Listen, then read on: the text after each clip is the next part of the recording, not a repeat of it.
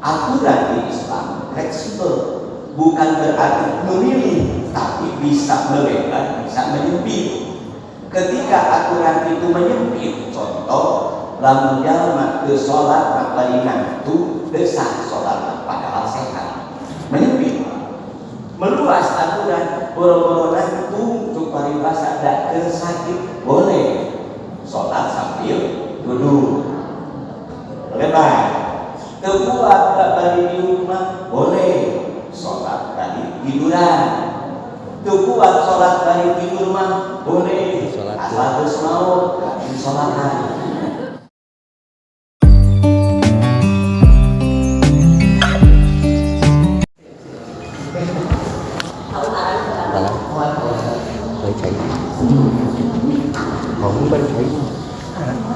Bismillahirrahmanirrahim. Assalamualaikum warahmatullahi wabarakatuh. Waalaikumsalam. Alhamdulillahirabbil alamin wa bihi nasta'inu ala umuri dunya waddin wassalatu wassalamu ala asrofil anbiya'i wal mursalin sayyidina Muhammadin wa ala alihi wa sahbihi ajmain. Laku tipayun mangga sami-sami panjatkeun puji segala syukur kehadirat Allah Subhanahu wa taala anu parantos masihan kasehatan kanikmatan ka urang sadayana sehingga dijadikan dia tiasa melaksanakan ibadah rutin di Jumat pagi kalau jumpa kalayan Sami-sami itu salawat wa salam mugia salamina dimaturkeun ka Allah paling sampurna datangna Kanjeng Nabi Muhammad sallallahu alaihi wasallam ka para sahabatna tebieuna tudugi ka urang sadayana salaku mantangan amin ya rabbal alamin. Bapak Kepala Sekolah Kasih dihormat, Bapak Ibu Guru sadayana sami dihormat. Dina dinten ieu urang sami-sami ngalaksanakeun kelam Jumat anu bade dicanakeun tausiahna ku Bapak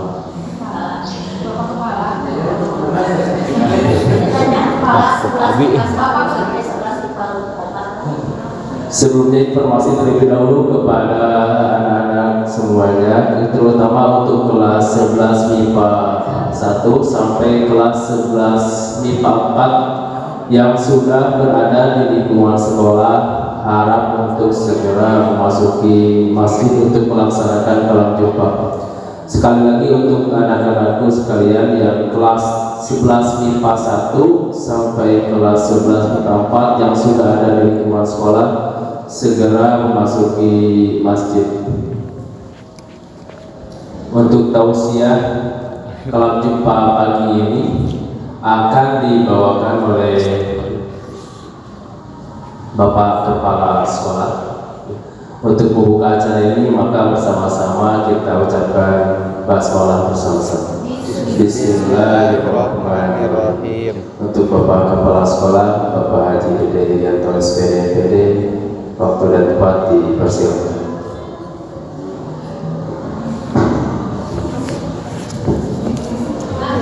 Bismillahirrahmanirrahim. Assalamualaikum warahmatullahi wabarakatuh. Waalaikumsalam warahmatullahi wabarakatuh. Innal hamdalillahi nahmaduhu wa nasta'inuhu wa nastaghfiruh wa na'udzu billahi min shururi anfusina wa min sayyiati a'malina may yahdihillahu fala mudhillalah wa may yudlilhu fala hadiyalah.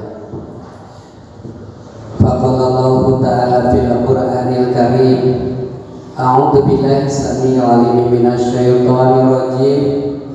Bismillahirrahmanirrahim. Wal takum minkum ummatun yad'una ilal khairi wa ya'muruna bil ma'ruf wa yanhauna 'anil munkar wa ulaika humul muflihun. Al-ayah. Asbahna wa asbahal mulku lillahi walhamdulillahi la syarikalah la ilaha illa huwa wa ilaihi nusyur. Puji dan syukur hanya milik Allah semata, maka marilah kita bersyukur kepadanya karena pada kesempatan ini alhamdulillah kita masih diberi kekuatan, diberi inayah untuk dapat berkumpul bersama bermuajahah di makom ini, yang mana insya Allah ini adalah salah satu bentuk rafu, bentuk harapan kita untuk mendapatkan ridho, untuk mendapatkan rahmat dari Allah Subhanahu wa Ta'ala. Tidak sedikit di antara kita diberi kesehatan, diberi kenikmatan, diberi waktu luang, tapi Allah inayah, Allah tidak diberikan kepada hambanya, maka niscaya kita tidak bisa, berat sekali melangkahkan kaki kita ke majelis ilmu, yang mana majelis ini Allah gambarkan dan Rasul pernah mengatakan sebaik-baiknya majelis adalah yang di dalamnya mengupas terkait bagaimana caranya untuk pendekatan diri kita kepada Sang Khalik. Ya, mudah-mudahan dengan hadirnya kita di sini adalah salah satu wasilah kita, salah satu jalan kita menuju ridhonya. Amin ya Allah ya Rabbal Alamin. Salawat serta salam semoga terlimpah curah kepada qudwatul kita, kepada teladan kita semua, Rasulullah Sallallahu Alaihi Wasallam. Karenanya lah kita pada saat ini, pada detik ini diberi kekuatan, diberi petunjuk untuk mengharapkan kelak kemudian hari salah satu syafaat yang luar biasa, yaitu syafaatul uzma. Mudah-mudahan kita dicatat oleh Rasulullah sebagai umatan yang senantiasa siqoh, umat yang senantiasa loyal sampai akhir zaman. Amin ya Allah ya Rabbal Alamin. Bapak Ibu Wakaseh yang saya hormati, semua guru-guru, warga sekolah SMA Negeri 1 Singaparna yang saya banggakan, hapunten anu kasuhun kangge pengajar-pengajar PAI ya, simprima dipetok soalnya isi tausiah gitu, saya apaan Bu? Bu Ade, kalau Ibu ya, Ade Bu Ade lah. Hapunten tadi disebutkan oleh tadi memang gak dikisahkan di Allah langsung. Wa takum minkum ummatu yad'una ilal khairi wa ya'muruna bil ma'ruf wa yanhauna 'anil munkar wa ulaika humul muflihun. Panganten eta isna sahawe anu biasa memberikan kebaikan kepada yang lain, mudah-mudahan Allah catat sebagai umat yang betul-betul menegakkan kalimat Allah. Bapak Ibu semua yang saya hormati, apresiasi yang sangat tinggi. Wilujeng Pak Ahmad di tengah kesibukan ya sebagai manajer ya, leader di Muhammadiyah, untuk bisa hadir di tengah-tengah kita juga. Alhamdulillah. Bapak Ibu yang saya hormati, adapun untuk pembicaraan kali ini saya tidak akan kemana-mana ya. Intinya bahwa sudahkah Al-Quran menjadi minhajul hayat bagi kita? Sudahkah Al-Quran menjadi pedoman hidup kita, menjadi sesuatu yang dibanggakan oleh kita, menjadi sesuatu yang sangat kita sucikan? Al-Quran sebagaimana kita tahu di dalam wasofatul Quran, di dalam karakteristik Islam, Al-Quran itu sebagai kitab suci, kitab yang sangat suci, sebagai minhajul hayat, sebagai pedoman hidup kita. Tapi pada kenyataannya, Bapak Ibu ya, Al-Quran itu hanyalah mungkin kalau sebuah kitab yang disucikan, betul. Ketika kita membawa kitab bersuci, bahkan banyak sekali di antara kita kalau membawa Al-Quran itu selalu di apa namanya bahasa Disuhun. Masya Allah, itu sudah luar biasa. Tetapi ketika kita sudah berbicara, bagaimana? Sudahkah Al-Quran itu sebagai minhajul ayat? Ini dalam tanda petik Allah. Sebab ketika berbicara terkait dengan pedoman hidup kita, kita kadang-kadang Al-Quran itu sama sekali belum tersentuh. Bahkan ketika ada suatu daerah yang menerapkan Islam sebagai dasar, sebagai ajas, sebagai tata kehidupan, itu kita sendiri sebagai umat Islam yang berada di Indonesia merasa gerah. Jangan-jangan kita dibawa ke arah mana? Padahal jelas-jelas dalam Al-Quran itu bahwa jadikanlah Al-Quran itu sebagai pedoman hidup. Nah itu ya.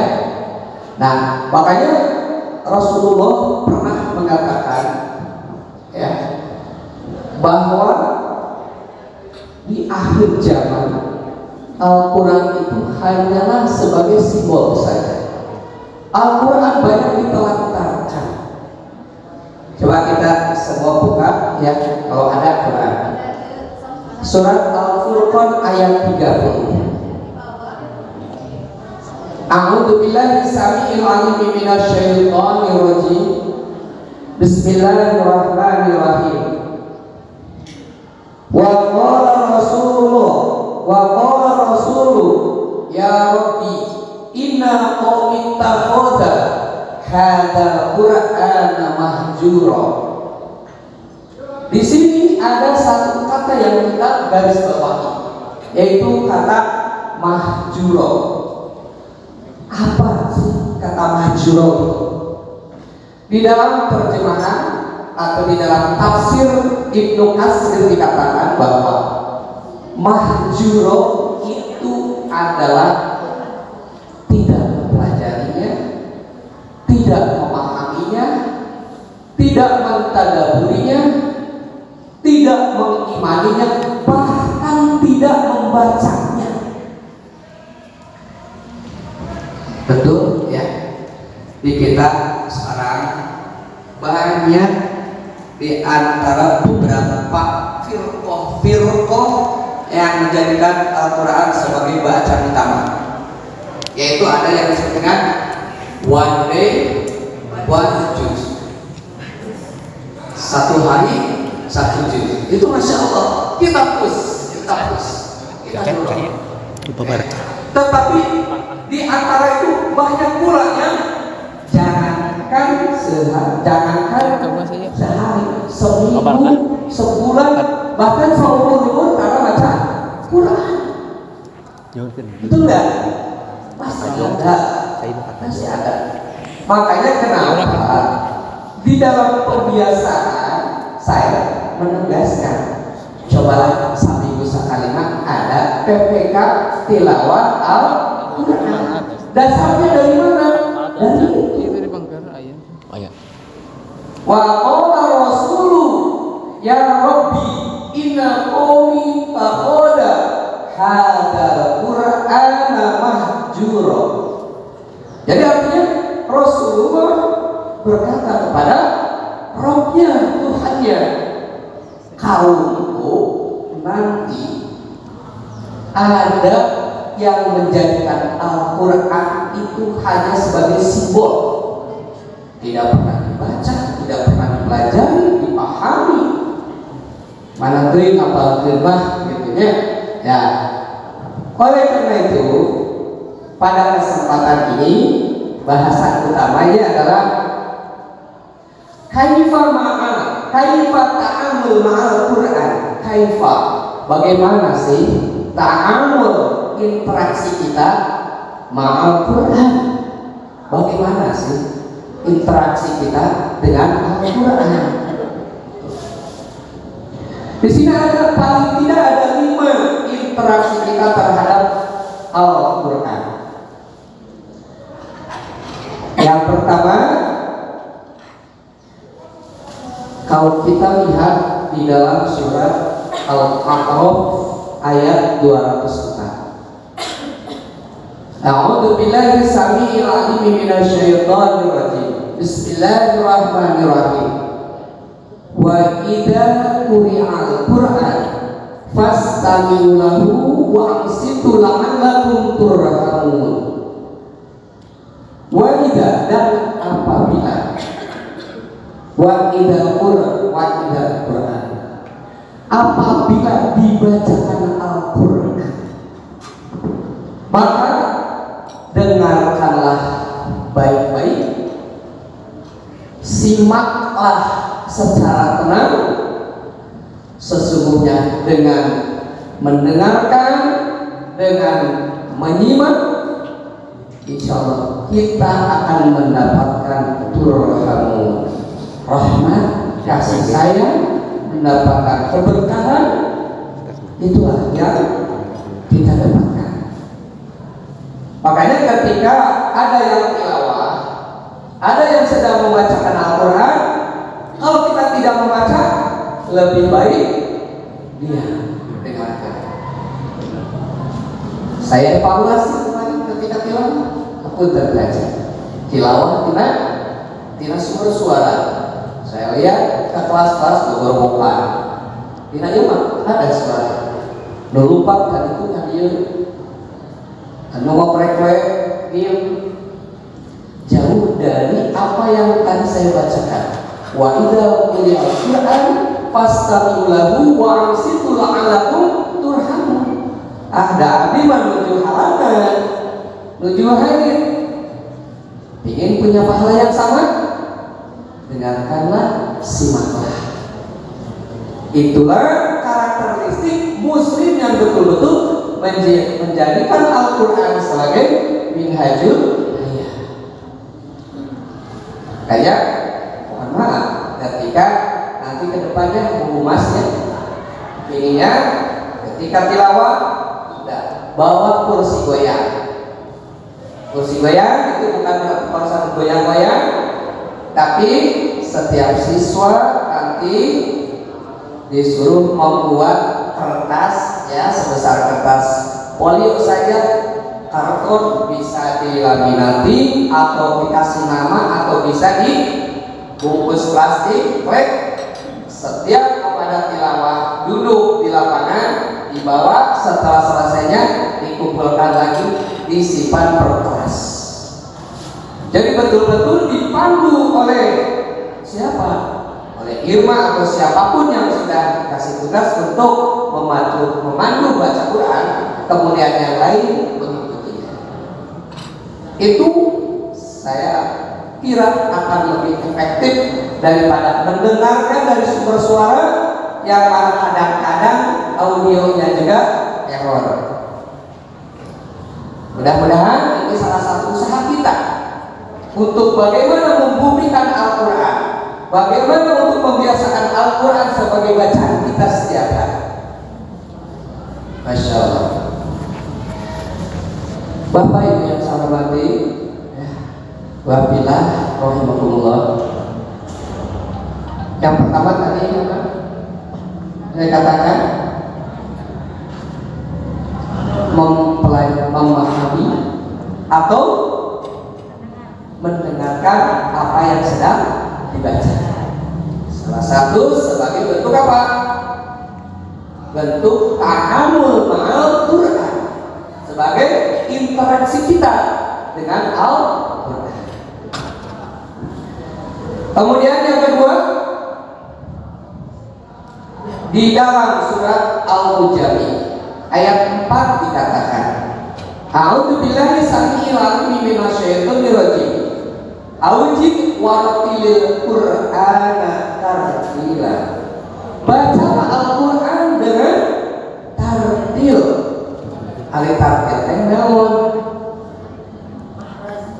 Sesuai dengan makhrajul huruf, sesuai dengan tajwid, aturan-aturan yang ada berkenaan dengan baca Al-Quran.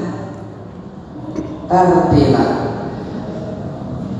Bukan Pak Haji, dupi mempelajari tajwid wajib tuh Fardu kifayah. fardu kifayah fardu kifayah ya? Fardu kifayah upami henteu Urah kak sadayana. doakan upami jadi mempelajari tajwidnya bapak henteu menerapkan nama panten wajibnya Fardu ain. Mala yutimul wajibu ila bihi fahuwa wajib. Mala yutimul wajibu. Kalau kita mempelajari sesuatu yang berkenaan dengan wajibnya sesuatu, maka hukumnya menjadi wajib, menjadi fardu. Saya kira untuk mempelajarinya tidak fardu, tetapi ketika membaca Al-Qur'annya itu adalah harus benar, maka mempelajari tajwid itu menjadi fardu kifayah. Itu tadi faedahnya mala yutimul wajibu ila bihi fahuwa wajib. Artinya boleh kita punya target one day one bagus. Tetapi yang saya rasakan kalau kita banyak sekali apa kewajiban lain, aduh ya aja targetnya terus balik dulu setor ya. Wah, masa teh jika diudah-udah kucing ya. Tuh buat wilayah pada seri udah masuk gitu. Nah, artinya kita punya target itu bagus. Tetapi lebih bagusnya lagi ketika kita targetannya adalah ahabul amal indallahi daimu kawin qola. Sebaik-baiknya amal menurut Allah yang disukai Allah adalah ketika membaca sesuatu dengan istimror, ketika melakukan sesuatu dengan continue walaupun itu hanya sedikit. Jadi wa in qala itu istimror itu bahasa ini itu konsisten terus ya seperti apapun tahajud, salat tahajud ada lagi semangat ya. Semalam tidak Rasulullah itu kaetan rokaat 100 rokaat ya salat tahajud tiga biji amal 100 rokaat aja sebenarnya pokoknya tangan-tangan terus jam 4 hari pas bagian adan sampai teuing lepe gugah bobo jam 7 jadi salat subuhnya jam 7 hari salat sunat meni seueur gitu ya dari salat fardu jadi jam 7. Artinya khairul umuri awsatuha. Sebaik-baiknya perkara itu adalah yang pertama. Lakukanlah secara istimror. Sedikit tetapi konsisten. Artinya kita bukan yang tidak boleh kalau kita melakukan dengan penuh semangat sehingga kita lupa diri ya. Tapi perhitungkan bahwa kita mempunyai fisik terbatas. Bapak Ibu ikhwafillah rahimahullah. Kemudian tadi disebutkan yang kedua itu bagaimana ta'amul ma'al Quran. Yang kedua itu adalah aujid waratilil Quran dan tartilah. Bacalah Al-Quran dengan tartil. Di aswatikum dengan suara yang merdu ya. Untuk siapa? Paling tidak untuk dirinya sendiri. Ya, kita boleh kok mempelajari ini bacaan Quran ini saya mengadopsi sedikit seperti Taki Malik, seperti siapa yang ini bagus bacaannya deh? Sudah. Hak harbalah ya apa? Menjaga. Seperti itu boleh. Tapi untuk ini kita sendiri supaya apa? Kita termotivasi, kita senang untuk membacanya. Ya. Perbanyaklah bacaan Al-Quran. Gitu ya. Aujib waratilil Quran tartila. Kemudian yang ketiga, ta'amul ma'al Quran. Interaksi kita dengan Al-Quran yang ketiga, bagaimana supaya kita bisa menghafal, bisa memelihara bisa menjaga.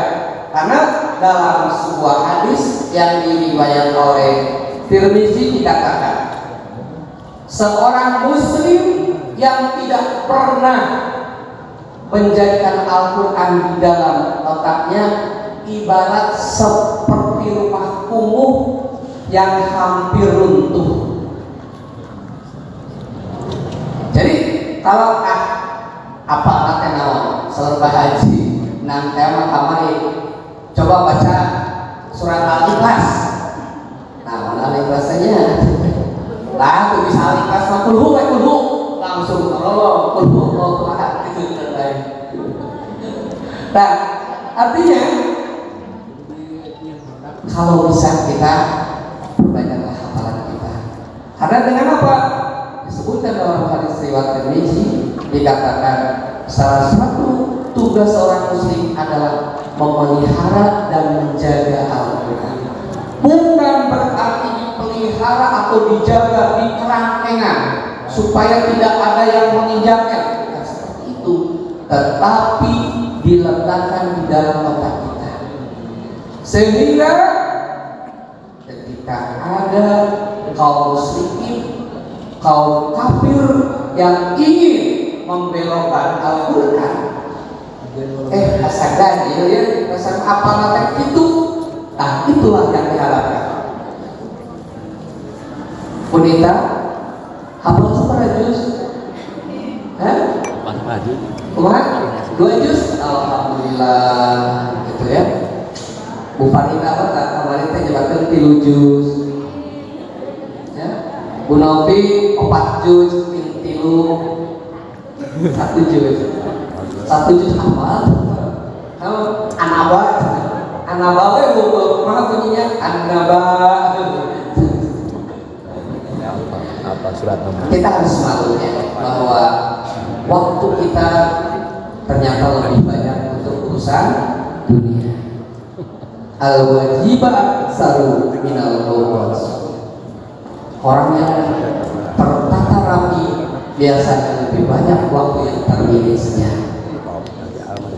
Ibadillah Rabbullah. Kemudian itu yang keberapa lagi? Ta'amul ma'al Quran yang ketiga, wajib ketiga, kahiji maka aynan keempat, gitu ya. Yang keempat, kita lihat di dalam Al-Quran surat tadi Allah Jamil Al-Baqarah ayat 44.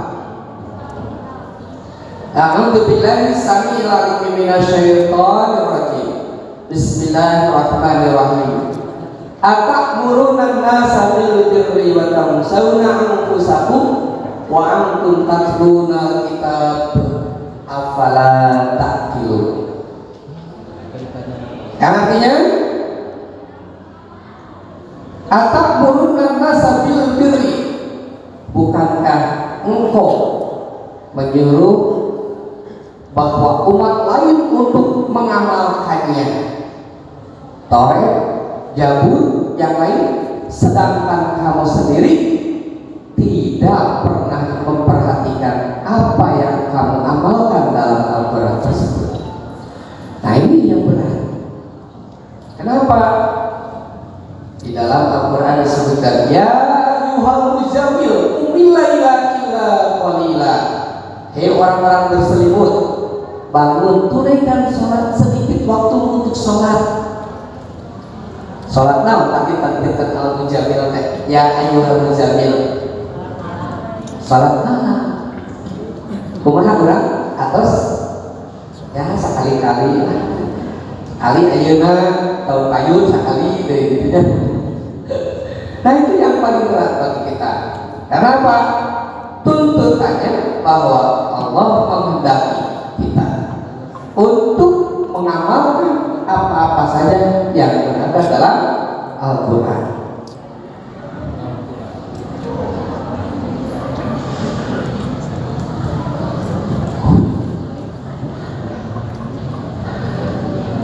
Betul ya bahwa untuk mengamalkan apa yang ada di dalam Al-Quran itu adalah sesuatu yang paling dirasakan paling berat.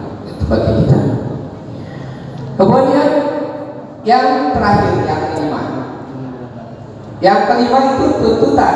Bagaimana? Kaifa ta'amul ma'al Quran? Itu adalah mengajarkan dan mempelajarinya. Di dalam Quran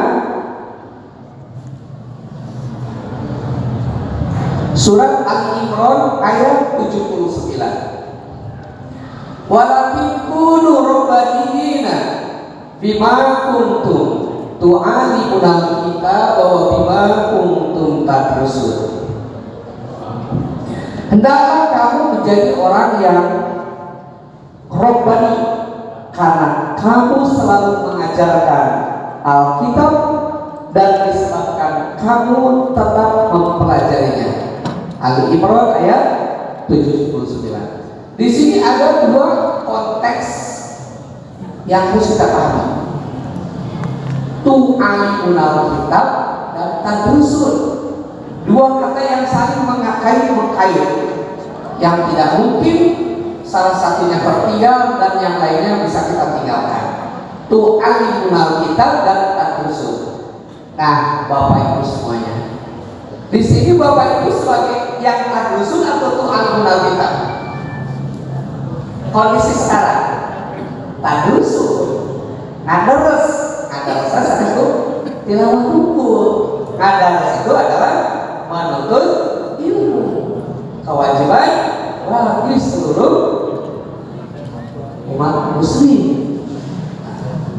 Nah, kemudian apakah cukup kita ngadarus buku? Tidak. Tindak lanjutnya apa setelah ngadarus itu? Memahami, mengamalkan. Tapi kalau kita lihat di ayat tersebut adalah tu'alimunal kitab. Tu'alimunal itu adalah menyampaikan. Jadi kalau seorang ustaz, seorang ulama, ajengan, pak kiai mau menyampaikan atau menyampaikan hukum tanpa ngadarus, itu tidak mungkin. Sebab ilmu Allah itu maha luas.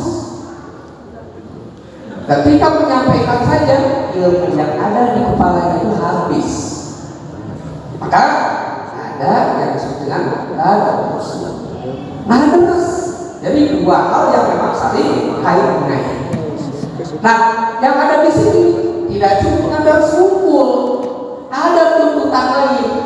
Setelah ngadarus, setelah apa yang kita dapatkan, maka wajib bagi kita untuk menyampaikan lagi. Ada 5 sanes tidak haji ayo sanes terus berade guru agama kita kewajiban anak tidak seperti itu ya.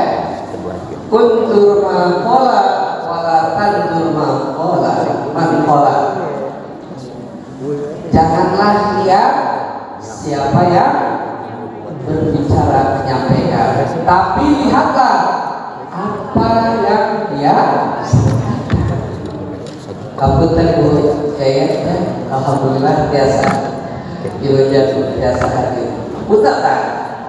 Abdi gaya kafaah kayak omongan di masalah, cuman tahu itu kumas gerak yang Nah, jadi dalam hal ini Rasulullah juga pernah menyampaikan balighu anni walau ayat, sampaikanlah walaupun satu ayat.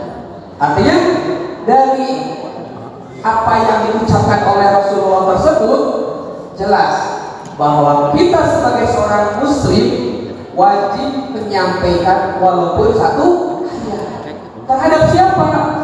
Ya terhadap muslim yang lain, paling tidak terhadap keluarga kita. Makanya kita terkena oleh ayat yang tadi ya, bima kuntum tu'alimunal kitab wa bima kuntum tadrusun. Adres sampaikan, setelah adres sampaikan lagi. Itu adalah dua hal yang saling kait-mengait ya. Bapak Ibu rahimakumullah ya, yang dihormati, yang diberkahi Allah, untuk materi kaifa ta'amul ma'al Quran yang tadi 5 perkara. kita kita ulang lagi secara kita ringkas. Yang pertama adalah bagaimana kita mendengarkan, menyimak apabila ada yang sedang membaca Al-Quran, karena itu adalah sesuatu yang wajib kita dengarkan, wajib kita simak. Andaikan kita ingin mendapatkan rahmat, andai kata kita ingin mendapat keberkahan darinya. Yang kedua adalah al-jidwaratil Qur'ana tartila. Kita diwajibkan sebagai seorang muslim untuk senantiasa sering-seringlah membaca Al-Quran dengan bacaan yang tartil,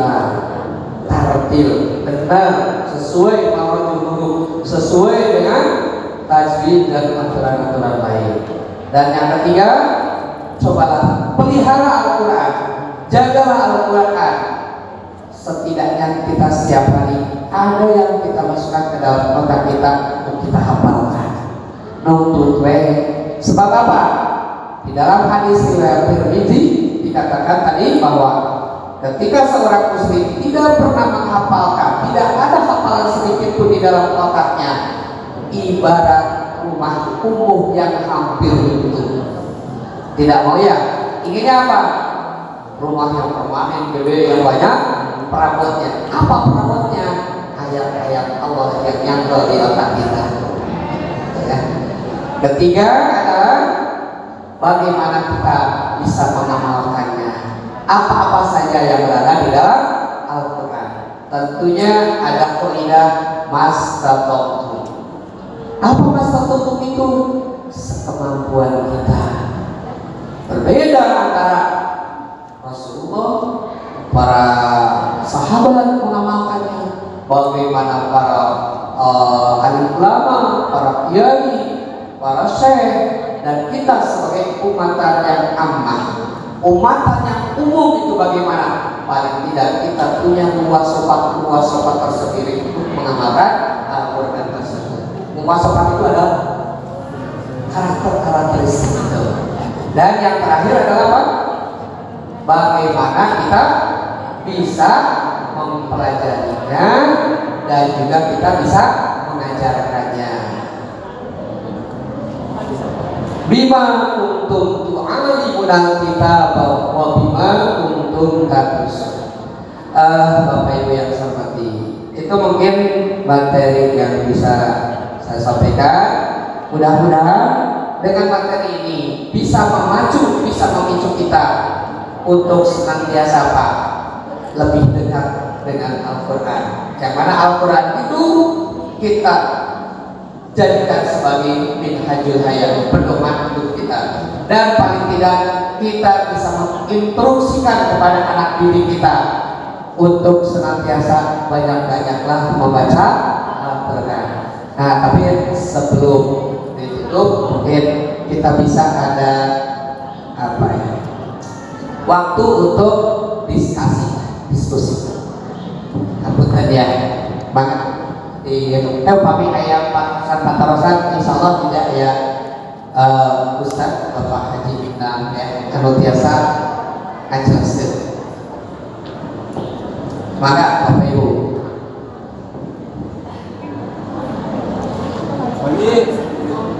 Mana Pak Haji? Kumaha? Dina salat kan kami imam menuju baca Fatihah Ya. karena jelas saya nak kumaha imam ke makmum. Betul ya. Ini ada beberapa pertanyaan di berbagai kondisi. Bagaimana kalau imam sedang membaca Al-Fatihah? Apakah kita menyimaknya sebagai makmum, terutama di dalam sholat yang Fatihahnya itu dijaharkan, ya, bukan disirkannya. Sholat maghrib, isya, subuh, itu. Tadi juga dikatakan bahwa wa idza quri'al Qur'an fastami'u lahu wa ansitu la'allakum turhamun.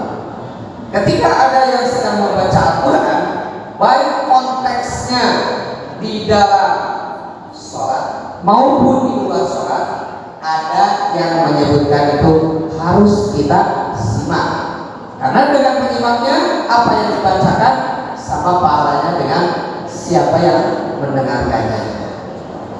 Justru yang banyak terjadi perbedaan pendapat itu ketika imam sedang membaca surat lainnya. Gitu. Kebetulan ya, terjadi beberapa perbedaan pendapat. Cuma perbedaan tersebut justru menjadi rahmat. Ada yang menyebutkan ketika sholat yang digerakkan maghrib, isya, subuh, ketika di rakaat pertama dan kedua yang digerakkan, imam sedang membaca surat yang sunnah. Bagaimana makmum? Ada pendapat yang menyebutkan la sholatan liman la faqra Fatihah. Tidaklah sholat kecuali membaca Fatihah. Jadi ada yang banyak yang ketika imam sedang membaca surat sunat, makmum membaca Fatihah. Tetapi ada yang dari awal baca Fatihah sampai baca surat sunat, makmum itu menyimaknya, mendengarkan baik pada bacaan Fatihah maupun pada bacaan surat yang sunatnya. Dasarnya dari mana? Bacaan amalan makmum ditanggung imam. Ketika makmum menyimak apa yang sedang dibacakannya. Kita bakal tadi, buka kan kayak kalian tadi. Tadi dia panjang. Dia ulang kapan? Ya. Bismillahirrahmanirrahim. Assalamualaikum warahmatullahi wabarakatuh. Simakan apa kalau Pak Haji Mahil kalau sadayana kaniji ada yang namanya referensi pengen kamana referensi adalah penyenak madhab mana tergantung referensi kurang kamana dan ulah ini acak-acak referensi pembukaan Pak Haji Dede penutupan mu'abdi ulah pembukaan anu paturi isina Pak Dede penutupna mu'abdi ada ulah. Jadi keseluruhan begitu pada nyata anu Pak Dede maka pada nyata anu abdi maka gitu. Dan ulah dicandat anu Pak Dede ada pembukaan apanya akan abdi singkat dan abdi isi apanya Pak Dede mah pondok gitu. Nah apa yang rupanya pengen pondok dapat lama ibu lah. Masalah teh ulah yang praktis tapi udah amal secara teoritis. Masalah fikih, masalah review, masalah pemahaman. Sejauh mana pemahaman terhadap referensi anu cepatna termasuk karena pemahaman Al-Quran. Ayat madhab Imam Syafi'i, madhab Imam Maliki, Imam Hambali, Imam Hanafi. Ia malah topiknya usah mengelola seluruh orang saya 2 tahun ya dengar. Ia mayoritas di Indonesia yang anak madhab Imam Syafi'i. Maka seueur pasantren salafiyah harus pasar modern, pasantren salafiyah. Gua ada dijelaskan ibu bapak, non bedana pasantren salafiyah yang modern begitu ya. Jadi artinya dari kalau tentu anak pasantren cuma ayat salafiyah, ayat modern. Beli lepas pasantren anu cuma ayat sok istri nanti ada salafiyah atau lebih modern tadi gitu ya. Dia masalah salafiyah anu dina kata kajian di pasantren khusus di Indonesia adalah madhab Imam Syafi'i. Anu mana madhab Imam Syafi'i referensinya ayat Sabina gitu ya, ayat Adunana Pak Khori, kayak Iana,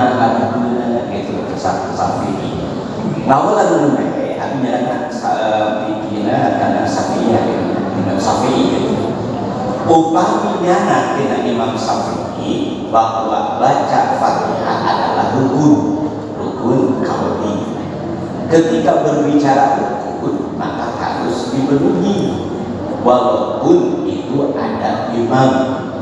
Tetapi aturan di Islam fleksibel, bukan berarti memilih, tapi bisa melebar, bisa menyempit. Ketika aturan itu menyempit, contoh lamun jalma ke sholat bari ngantuk desah sholat padahal sehat, menyempit. Meluas aturan boro-boro ngantuk cuk paribasa dak ke sakit boleh sholat sambil duduk lebar. Kebuat bari di rumah boleh sholat bari tiduran. Kebuat sholat bari di rumah boleh asal geus mau sholatkan. Nah, kita kan lebar. Akhirnya upami sholat nyarita berarti wajib maca Fatihah.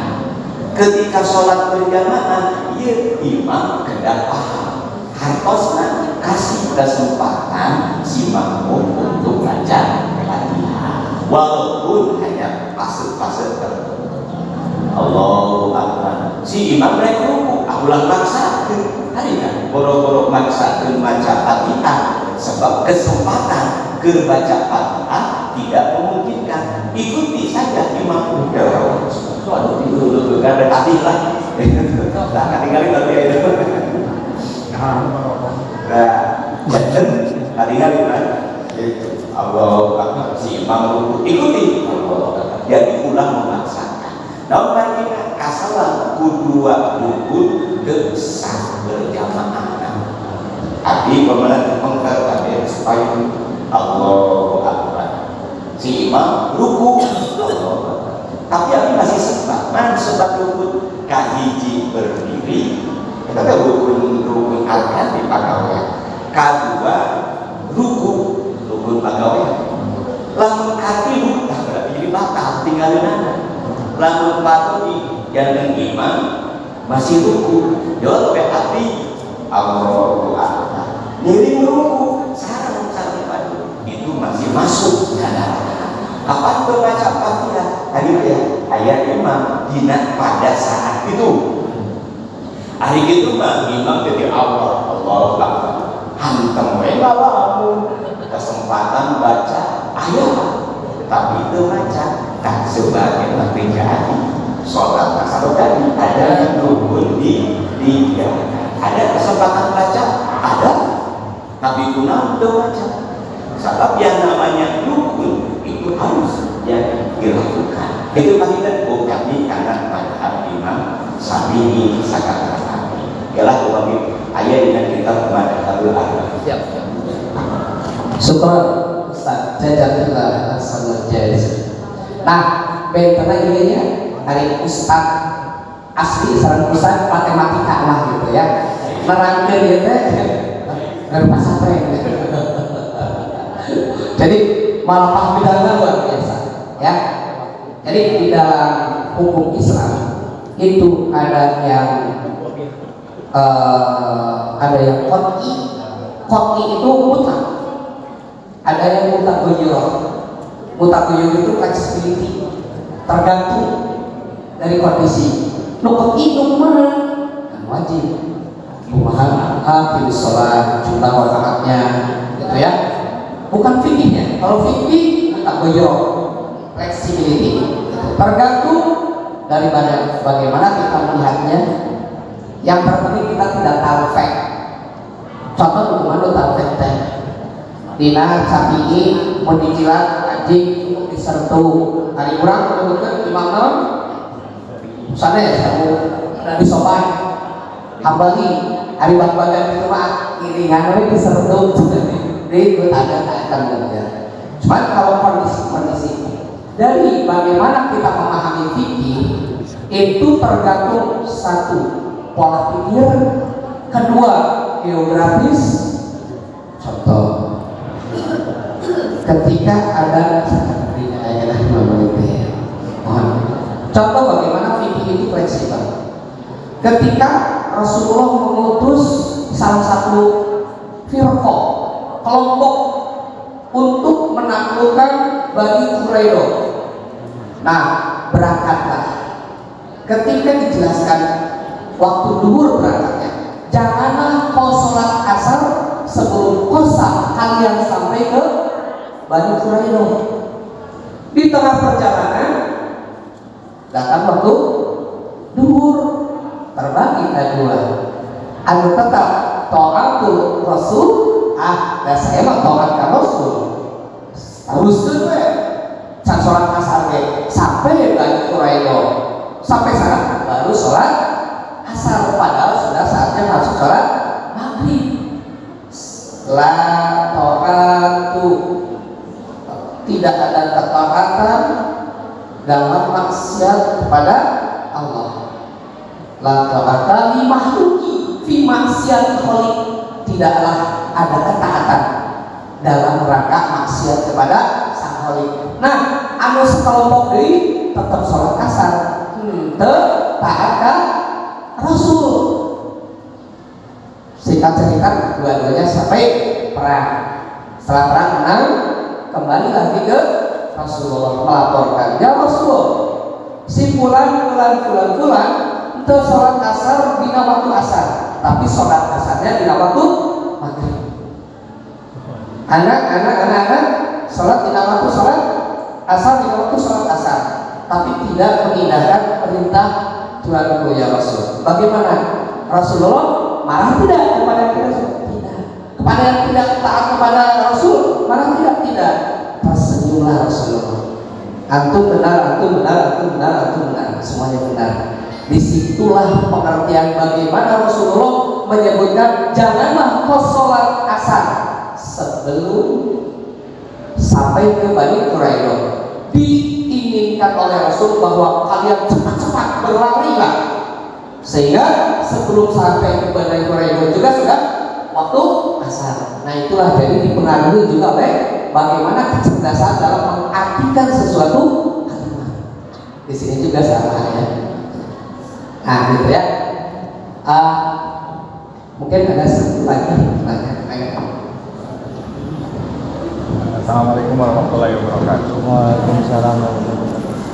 Minaan paningkatan tadi interaksi antara urang sareng Al-Qur'an. Anu pertama teh nyaeta ngadangukeun di mana aya jamu Al-Qur'an. Aya dina Al-Qur'an Quran surah Al-Anfal ayat 2 disebutkeun yang ciri jalmaan iman. Sanyana disebutkeun nami Allah ngageter hatena. Dibacakeun Al-Qur'an dengan kuat kayak gimana anak dan ke aranjeuna mung anjeuna aranjeuna disebut tawakal ka Gusti Allah. Tak cuma apa upami urang ada Al-Qur'an tapi aya geter-geter acan. Daya Geter acan. Nah, artinya ini dipengaruhi oleh beberapa kondisi. Yang pertama, seandainya kita paham terkait dengan bacaan tersebut, ya, insya Allah kita akan ngageter. Kedua, bagaimana kebiasaan si sensitif kita dengan Al-Quran. Saya kira kalau semakin sering kita berinteraksi baca Quran, semakin berdekat-dekatan dengan Al-Quran, insya Allah ketika dibacakan apalagi ayat-ayat yang ya kalau kita pahami ya Pak Haji terkait dengan azab Allah dan lain-lain, pasti kita akan merasa terdekat. Kita harus dilatih, ya, dilatih. Dan kita harus apa? Sense of belonging kita terhadap Al-Quran harus lebih dekat. Itu aja. Untuk pilih jawabannya kira-kira. Ada yang ya? Itu berkaitan dengan rasa mahabbah, rasa cinta. Tadinya bogoh ke seseorang terus tumbuh rasa bogoh. Boro-boro disebut namanya dengan warna naoge istilahnya hanya ini kakak bogoh. Padahal misalnya kalau bogoh resep nanti karena warna biru dan warna biru begini kakak bogoh. Akan warna tidak. Nah itu. Terus pengalaman dari itu artinya. Aku kau nanti cerinem, begitu mungkin cerinem, begini hadebe tingkat mahal. Jadi sejauh mana mahabbah Quran terhadap Al-Quran akan akan membedakan kualitas keimanan seseorang, kepercayaan terhadap Al-Quran. Sok sana dibaca, paham, daya rasa cinta melalui Abu Jahal memang kosong dalam Al-Quran. Al-Quran bahasa Arab, Abu Jahal orang Arab, biraku tengah dia karena Al-Quran. Itu orang Sunda, kesek ngaran Abu Jahal. Tapi ada rasa getaran Belanda sebab paham. Dan sok sana setengah, sekadar mendengar, upami muncul rasa paham, insya Allah. Gitu Pak.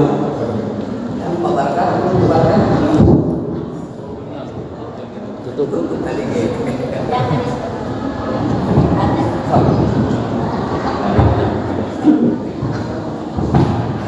Namihan dari Masjid Bapak tertarik tadi kamu kajian Al-Quran atau paham dasar sehari bagus dan kena takdir berarti kena upami biasa sebelum karena materi ada semacam kajian gerak bagaimana cara baca Al-Quran. Kalau mau tajwid itulah berat macam saya sayat supaya tahu sudah mengenai tempat kopi ini. Nah ini tempat kasih suku kumaha bacaan kumaha bid'ah kumaha gitulah mulai Satu jadwal nah jadi kita udah tampil dari kumaha cara gitu lah. Untuk dulu ke Bapak sareng ka Bapak Haji dan peratus nasihat tausiah. Mudah-mudahan budaya dua tausiah orang sadaya ing mangfirati Allah Subhanahu wa taala. Amin ya rabbal alamin. Kami informasi Jumat Ayu misalnya supaya semat barokah ayat tuangan maka ka Bapak nanti kali guru opat orang biasa di kayak menghubungi ibu hospital. Wajib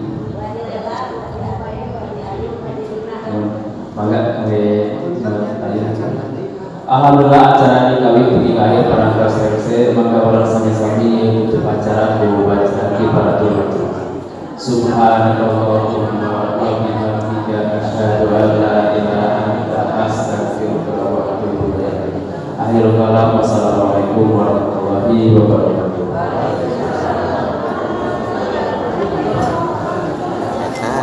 Ini harus pas tak tahu kan.